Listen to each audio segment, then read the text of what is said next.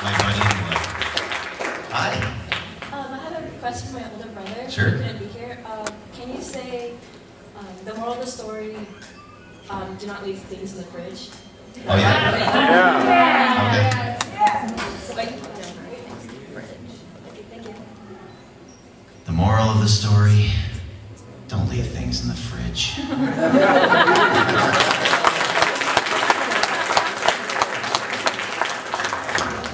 Okay, I'm sure this question's probably already been asked, but I showed up a little late. What was your favorite character you had fun playing with? Cinderella. Yeah, that was hot.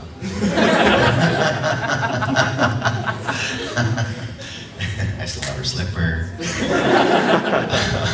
No, there are a lot of favorites. I don't pick one. They're, like I was saying before, they're like, little beings that I pooped out. So I love them equally. Okay, can you say your 7-Eleven commercial line? Because I like those 7-Elevens. I hear them every day.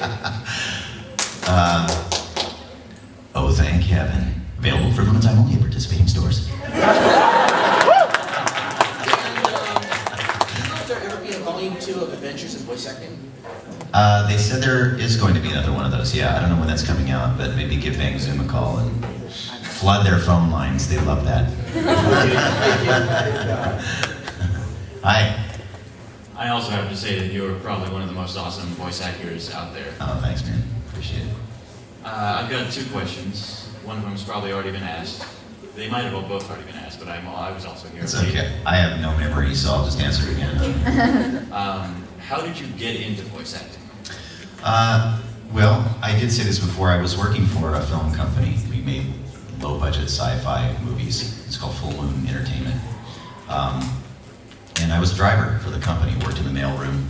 And there were a bunch of actors in the mailroom, as there are in every Hollywood studio. Everybody wants to be something else. And we would just walk around and do stupid voices to each other. And one of my buddies, we would see each other in the parking lot after driving all day. And we kind of hitch up our pants and go, "Hi, how the hell are you? Where are you?" And we pass each other by. And that's sort of where the voice acting thing started. And one of my buddies who was running the mailroom at the time happened to see that. And he said, "So you can do some vocal range?" And I said, "I guess, I don't know. I'm just being stupid." And so he said, "Well, I'm working on this Japanimation thing.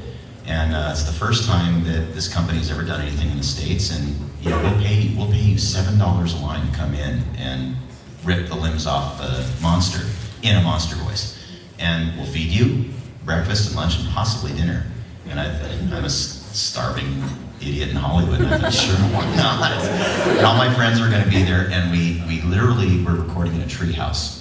This guy built a studio in his treehouse. He had a band, and he was a lunatic. As we're recording, he's outside the door of the studio in a tree, hanging by his feet with a chainsaw, chopping limbs down. And we're screaming out the window, "We're recording in here, you moron."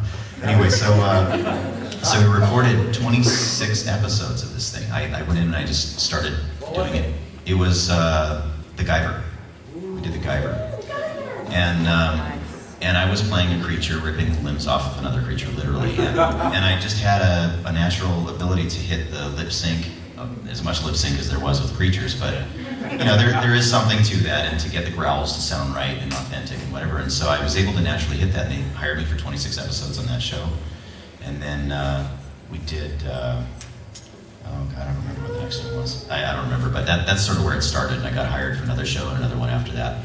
And just did it for fun on the side, and never really believed that I could make a career out of it, and sometimes still don't.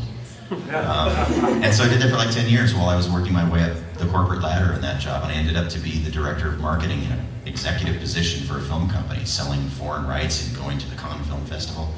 And I just tossed it all because I hated the people I was working with, and I just hated the industry and how people, tramp on each other. And in voice acting, it was just a great, generous community of people that really cared about each other. And that was a good fit for me. And if they were still willing to pay me to do it, I thought this is the best job in the world, so just kept doing it. And then about 8 years ago, I booked 7-Eleven and started making enough money where I could almost support myself, so it worked out. And how did you figure out you could do the Gilmon voice? Guillemot was something I've played with for a long time also, and just one of those voices that I had in my head. I mean, I have a lot of voices in my head, and so... Don't listen to the voices. Yeah, I listen to the voices in my head. Well, the great thing is that I've had a lot of voices in my head since I was a little kid. My grandfather owned That sounds weird, doesn't it? Oddly enough, that doesn't sound weird to me. Isn't that weird?